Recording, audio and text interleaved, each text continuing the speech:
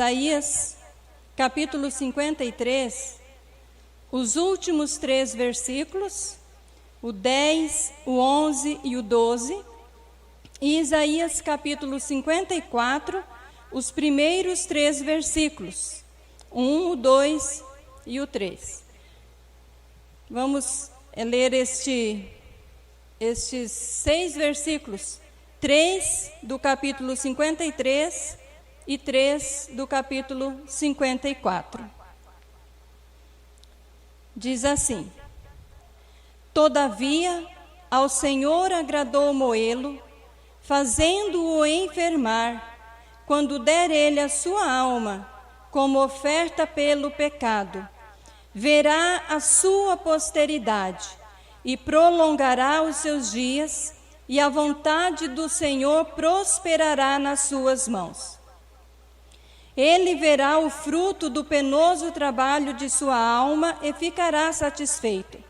O meu servo, o justo, com o seu conhecimento, justificará muitos, porque as iniquidades deles levará sobre si. Por isso, eu lhe darei muitos como a sua parte, e com os poderosos repartirá ele o despojo, porquanto derramou a sua alma na morte. Foi contado com os transgressores, contudo, levou sobre si o pecado de muitos, e pelos transgressores intercedeu. Canta alegremente, ó estéril, que não deste à luz. Exulta com alegre canto e exclama, tu que não tivestes dores de parto, porque mais são os filhos da mulher solitária do que os filhos da casada, diz o Senhor. Alarga o espaço da tua tenda, estenda-se o toldo da tua habitação e não os empeçais. Alonga as tuas cordas e firma bem as tuas estacas, porque transbordará para a direita e para a esquerda. A tua posteridade possuirá as nações e fará com que se povoem as cidades assoladas. Amém? Os irmãos podem sentar. Nesta noite nós vamos falar sobre missões. Como o pastor já disse aqui, é a temática do culto desta noite e o encerramento, deste tema, missões. E o tema que eu dei para esta mensagem, irmãos, é a morte de Cristo e o avanço missionário. Vamos dizer todos juntos? A morte de Cristo e o avanço missionário. Então nós vamos falar sobre esse tema, missões. E missões é um projeto antigo de Deus, que foi ganhando força e espaço com o passar do tempo. No primeiro versículo que nós lemos, do capítulo 54, o profeta diz: Canta alegremente, ó estéril. E nós conhecemos a história de Israel, a história do povo de Israel, e nós sabemos que o povo de Israel, irmãos, foi o povo que Deus escolheu para tornar o seu nome conhecido na terra, para tornar o seu nome conhecido entre também as demais nações.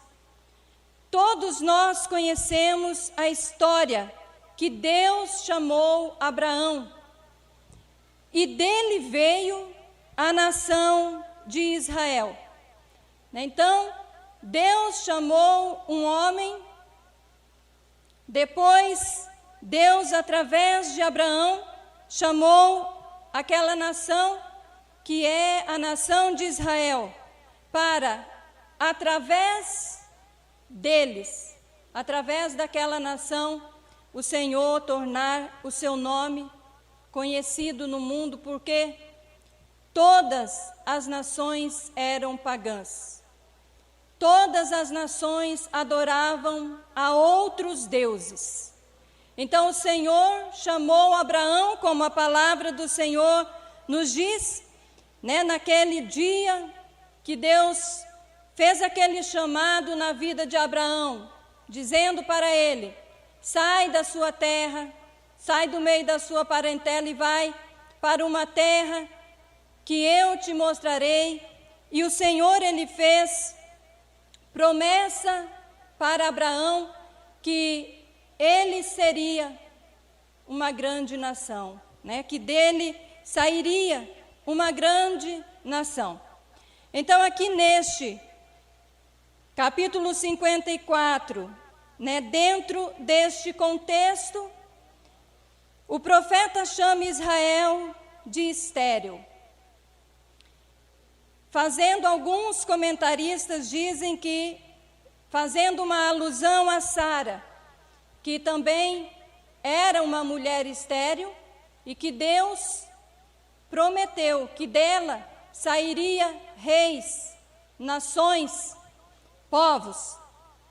Mas também, dentro deste contexto que se encontra esta passagem,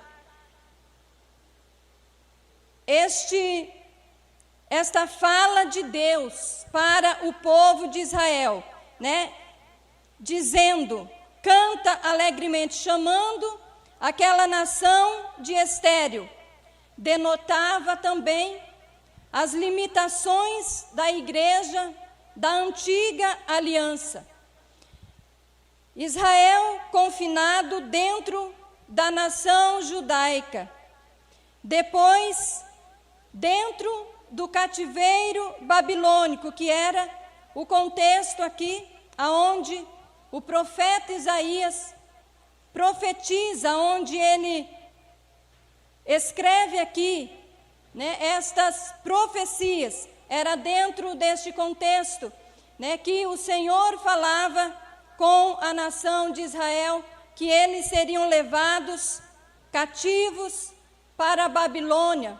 Então, dentro deste conceito, Israel estava confinado agora, dentro daquele cativeiro, reduzido em número de pessoas e muito mais em número de crentes fiéis naqueles dias. A situação da nação de Israel era uma situação de desesperança, como nós lemos aqui mesmo neste capítulo 54, que diz que Israel era, naquela situação, uma mulher desolada de espírito e divorciada de seu marido. Mais do que isto, nos versículos 4 e 6 do capítulo 53 diz que Israel vivia um estado de viuvez, como diz aqui no 4,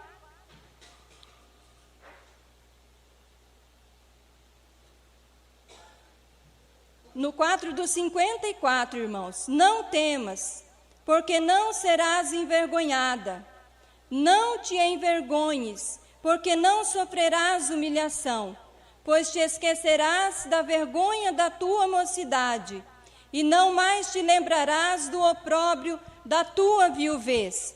E no 6 diz assim: porque o Senhor te chamou como a mulher desamparada e de espírito abatido, como a mulher da mocidade que fora repudiada, diz o teu Deus. Então, a situação daquela nação era uma situação de desesperança e desoladora. Israel estava vivendo como uma mulher divorciada, em um estado de viuvez, porque o Senhor, que no versículo 5 diz que o teu Criador é o teu marido, o Senhor dos exércitos é o seu nome, é o Santo de Israel. o Senhor havia deixado que eles fossem levados cativos para a Babilônia. O Senhor havia desamparado aquele povo por causa dos seus pecados. Então, numa figura de linguagem, o profeta falando aqui, ele usa a figura da mulher representando aquela nação, com um espírito desolado, abatido, como divorciado do seu marido em um estado de viuvez, totalmente desamparada. Quem olhava para a situação da nação de Israel só podia esperar uma coisa: o fim e a destruição. Os irmãos estão entendendo o raciocínio? Quem olhava para o contexto daquela nação só podia esperar o fim, a destruição por completa daquela nação, né? Mas o versículo 50, do capítulo 54, né, no primeiro versículo que nós lemos, o profeta ele irrompe em um cântico de vitória, em um cântico de triunfo, e ele diz para aquela mulher que se encontrava ali confinada dentro daquele cativeiro, simbolicamente falando, abandonada pelo seu marido, pelo Senhor, que, né, era o próprio Deus, o próprio Senhor de Israel.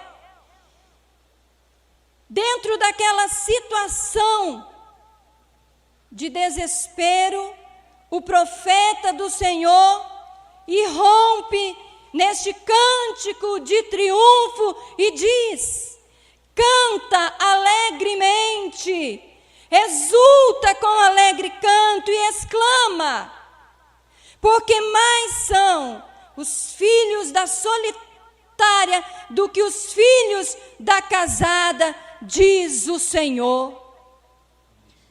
Deus estava falando de uma grande família, com muitos filhos. Apesar da situação ser caótica, apesar de Israel estar cativo, Deus olha para ele e diz: grita de alegria, canta alegremente, exulta de alegria, exclama, porque os seus filhos serão mais do que os filhos da casada. Você terá muitos filhos. E Deus estava então falando a respeito de uma grande família, aonde Israel teria ainda muitos filhos, né? Uma família tão grande que no verso 2 ele fala: alarga o espaço da tua tenda. Irmãos, uma família, quando vai ter mais filhos, se a casa é pequena, o que ela faz? Aumenta a casa, né? Não é assim que acontece? Vai chegar mais um bebê, mas a casa não acomoda todo mundo, então o que faz? Aumenta a casa. E é isso que Deus estava falando aqui, através do profeta Isaías para aquela nação. Deus estava mandando Israel expandir. Deus estava aconselhando a Israel a aumentar a casa, porque a família de Deus iria aumentar exageradamente, poderosamente, grandiosamente. A família de Deus ia aumentar. Então, no versículo 2, ele diz: alarga o espaço da tua tenda, estenda-se o toldo da tua habitação, e não os impeçais. alonga as tuas cordas e firma bem as tuas estacas.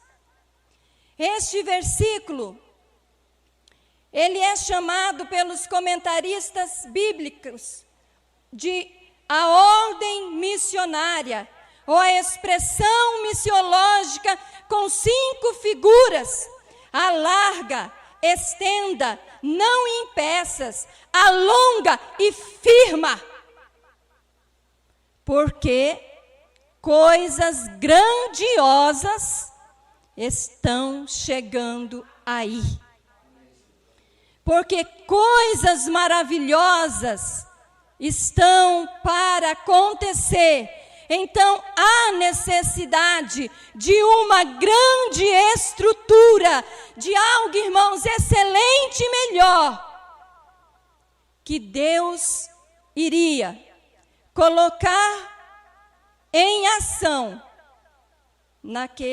por aqueles dias. O Senhor iria colocar em ação um grande projeto, que é o projeto missionário de Deus. Missões é um projeto missionário de Deus. Por isso que eu falei na introdução que este projeto, ele foi ganhando força e espaço com o passar do tempo. E por isso que eu dei esse título para a mensagem: a morte de Cristo e o avanço missionário. Porque Deus começou um projeto missionário dentro de uma nação pequena. Levou esta nação para um cativeiro. E lá, Deus começou a cumprir esta profecia de Isaías sob o reinado de Ciro, que libertou os judeus e deixou eles regressarem para o seu país.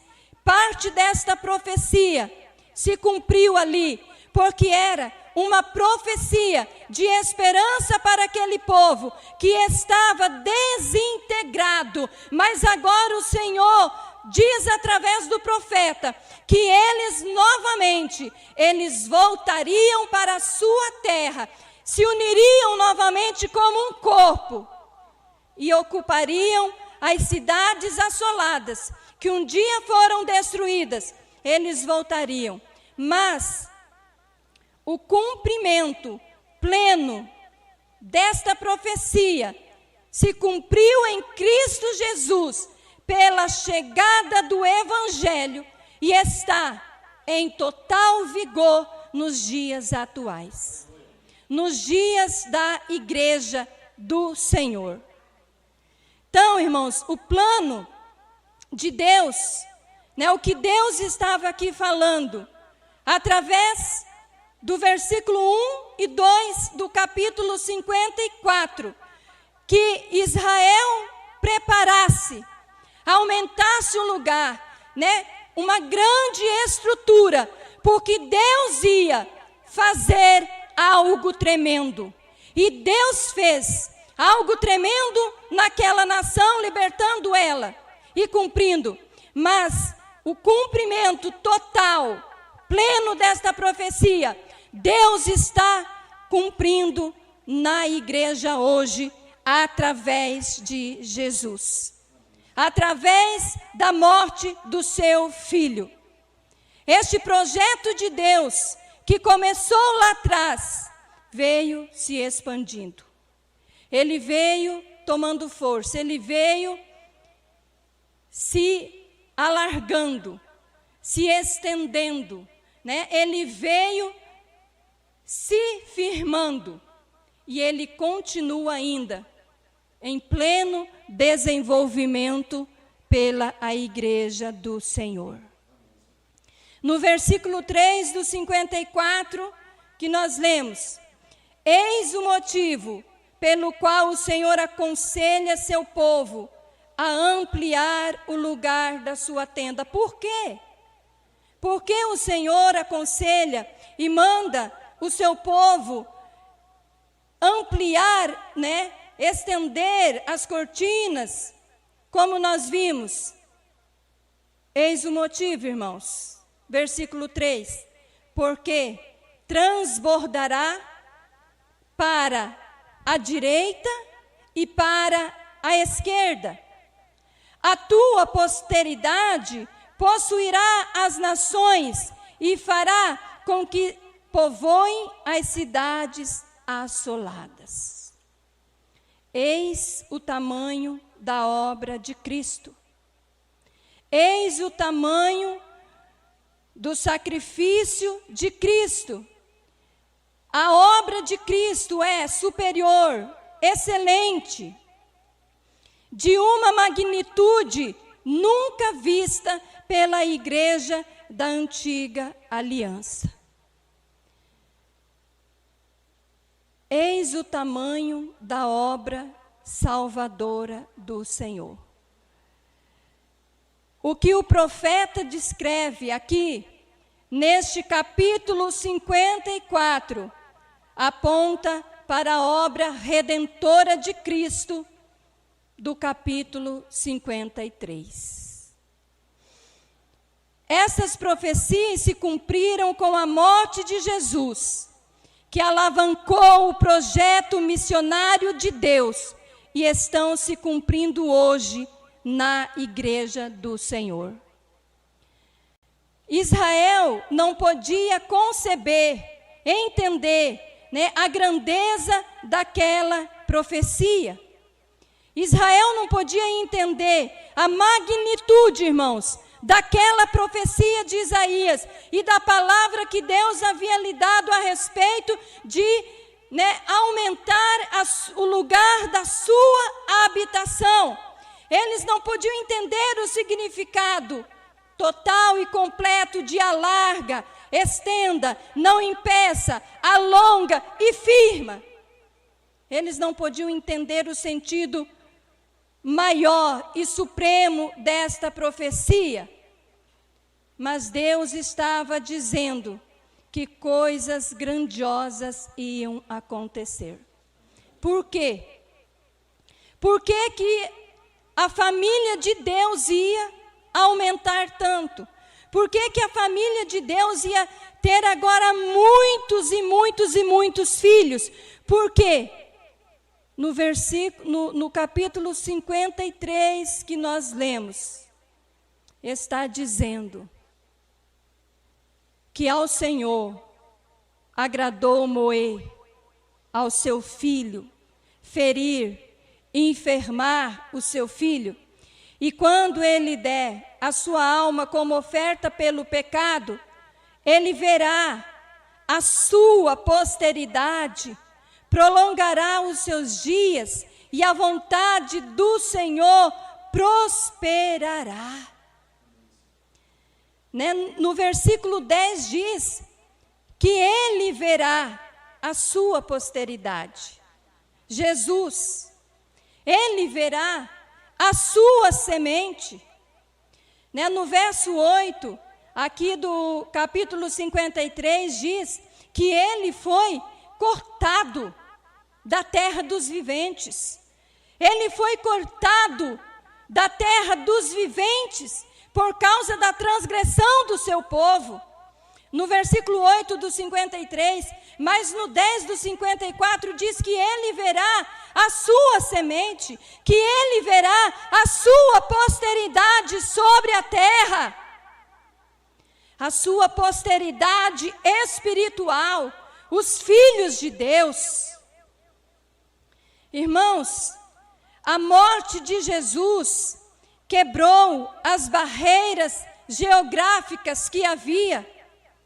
A igreja da nova aliança, ela não está confinada dentro de um estado, de um município ou de um país.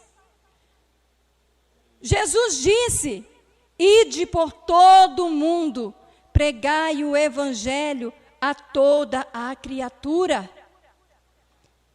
A igreja da nova aliança, a morte de Jesus abriu os caminhos, abriu as fronteiras, quebrou as barreiras que havia quando Israel estava ali dentro daquele território.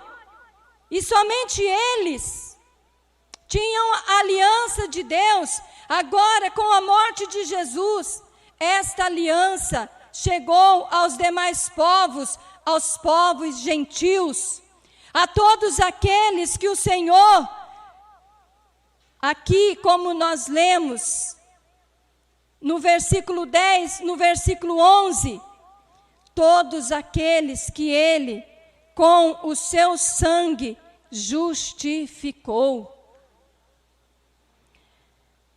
No versículo 11 diz que Ele verá o fruto do penoso trabalho da sua alma e ficará satisfeito. E como que Cristo verá o penoso trabalho de sua alma? Quem é, irmãos, o penoso trabalho da alma de Cristo? A igreja do Senhor. Mas quando Cristo morreu, Ele tinha quantos seguidores? 12 seguidores. Depois, no dia de Pentecoste, estes filhos, os seguidores do Senhor, aumentaram. A palavra do Senhor diz que o Senhor verá o fruto deste trabalho, do seu penoso trabalho, que é a igreja do Senhor. Mas a igreja do Senhor, irmãos, ela foi crescendo gradativamente através do projeto missionário de Deus. A igreja do Senhor, ela foi crescendo e se espalhando pelo mundo como?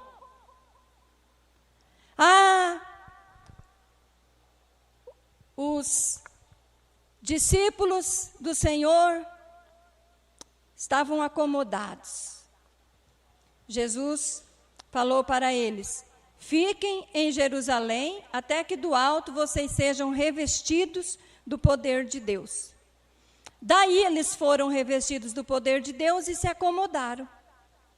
E permaneceram em Jerusalém. Mas a ordem do Senhor era para eles ir por todo o mundo, pregar a toda criatura. Mas eles receberam o Espírito Santo e se acomodaram. E o Senhor fez o quê?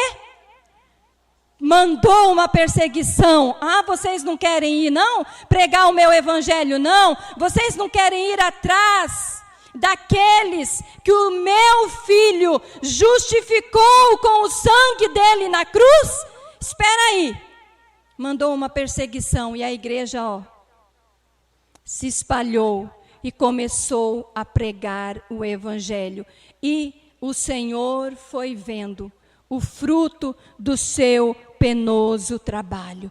Porque a igreja do Senhor, ela começou a pregar o evangelho e fazer missões. Depois da morte de Jesus, o evangelho foi liberado para todas as nações e para todos os povos. Ele justificou a muitos e levou sobre si o pecado de muitos.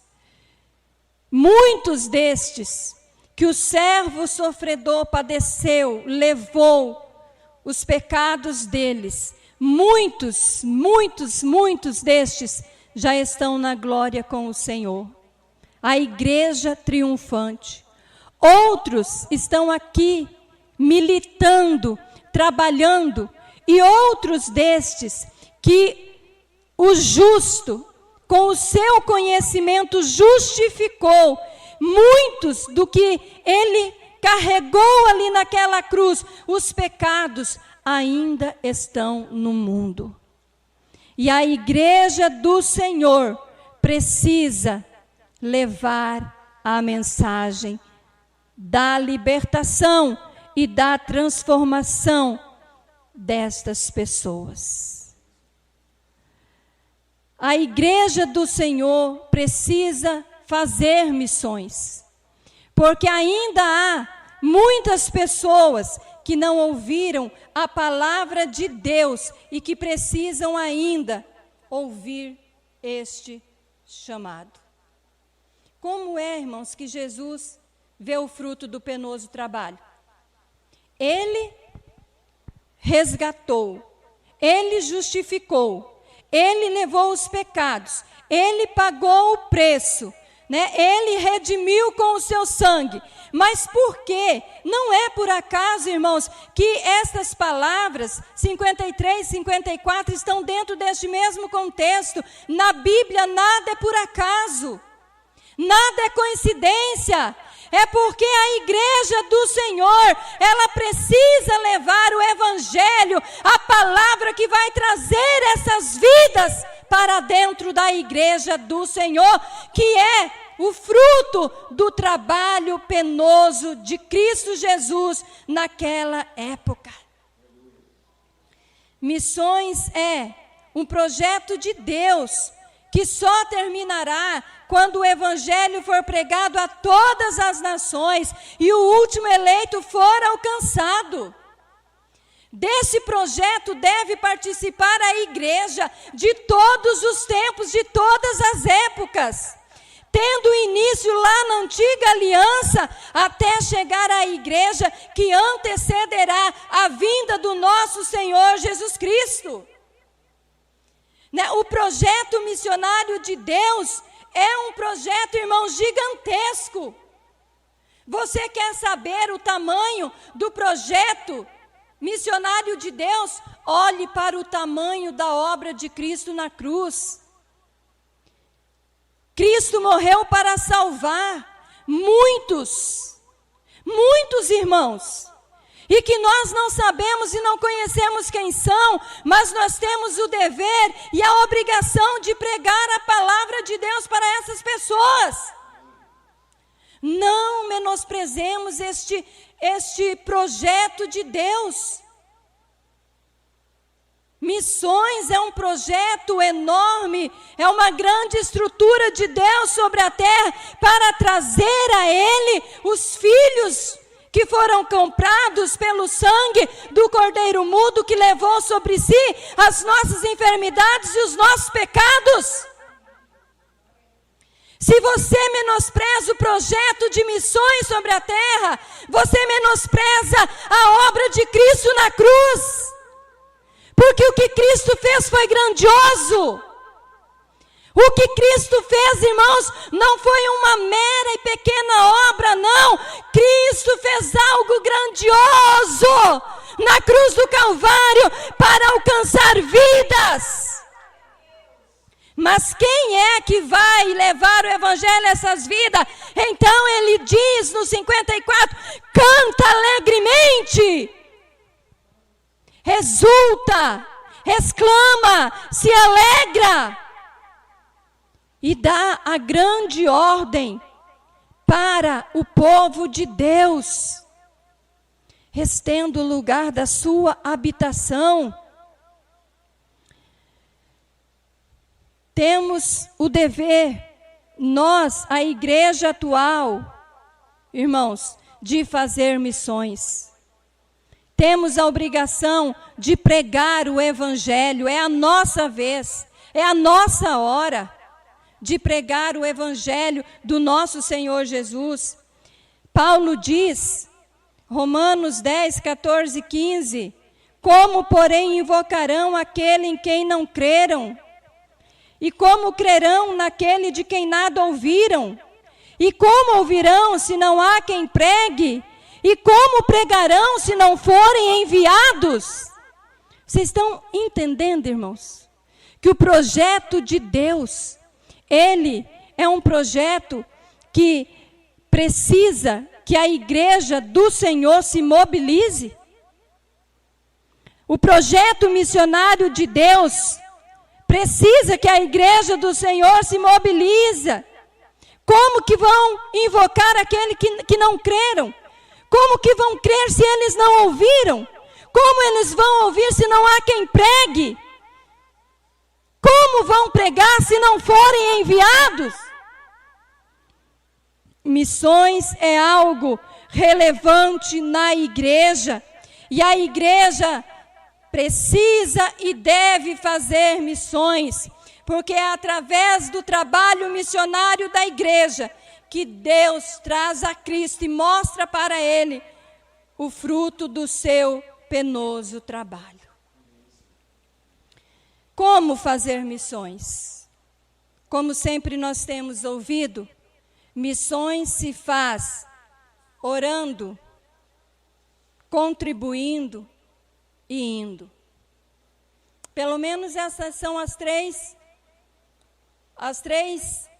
principais maneiras de fazer missões. Como fazer missões? Orando, contribuindo e indo. Nós temos pelo menos essas três maneiras, essas três formas de nós fazermos missões.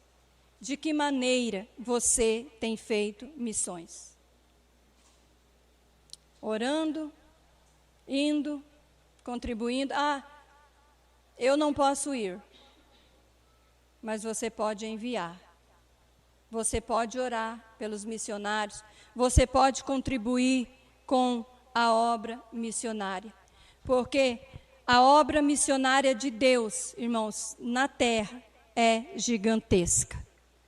A obra missionária de Deus é um grande projeto no qual todos os seus filhos, todas as igrejas, de todos os tempos e de todas as eras, devem fazer a sua parte, para que os eleitos de Deus, os filhos de Deus, os muitos filhos que Jesus comprou com o seu sangue, sejam alcançados pela palavra de Deus, pelo ministério do Senhor Jesus. Então, eu quero concluir nessa noite dizendo, irmãos, que não devemos negligenciar a responsabilidade que Deus nos deu. Ele começou esse grande projeto em Israel. Israel voltou para a sua pátria. De lá veio o descendente de Abraão, como a palavra do Senhor nos diz. Sua morte comprou muitos filhos para Deus, e a ordem foi nos dada: alarga, estenda, não impeças, alonga e firma, porque há muitas vidas para serem alcançadas e trazidas para a casa de Deus, né? Esta grande habitação do Senhor. Então, que nós possamos nos conscientizar, irmãos, a cada dia, né, que missões é um projeto de Deus e que a morte de Cristo alavancou esse projeto, porque as portas, né, se abriram para que o Evangelho chegue a todas as nações e todos os filhos de Deus, os eleitos de Deus, ouçam o Evangelho e venham para o Senhor, se torne igreja e trabalhe para que outros venham para a casa de Deus. É assim que Deus trabalha, é assim que Deus faz. Deus chama e Deus capacita, e nós vamos trabalhando e Deus vai chamando, e em todos os tempos Deus chamou a sua igreja para executar este trabalho, que é o trabalho missionário que o Senhor tem colocado sobre nós e sobre a nossa responsabilidade. Que você possa refletir nesta noite que missões é algo necessário para que o Evangelho do Senhor chegue a todos os eleitos de Deus. E se empenhe, né, neste propósito, neste trabalho de fazer missões. Eu não sei de que forma você tem contribuído, não sei de que forma você tem feito este trabalho, mas nesta noite o Senhor desperta o teu coração para que você faça missões, da forma, da maneira que o Senhor tem te capacitado, porque as vidas estão esperando que a palavra chegue para que elas sejam libertas do cativeiro de Satanás e venham para a grande casa de Deus, aonde ele já tem muitos filhos. Amém? Convido os irmãos para se colocarem em pé nessa noite.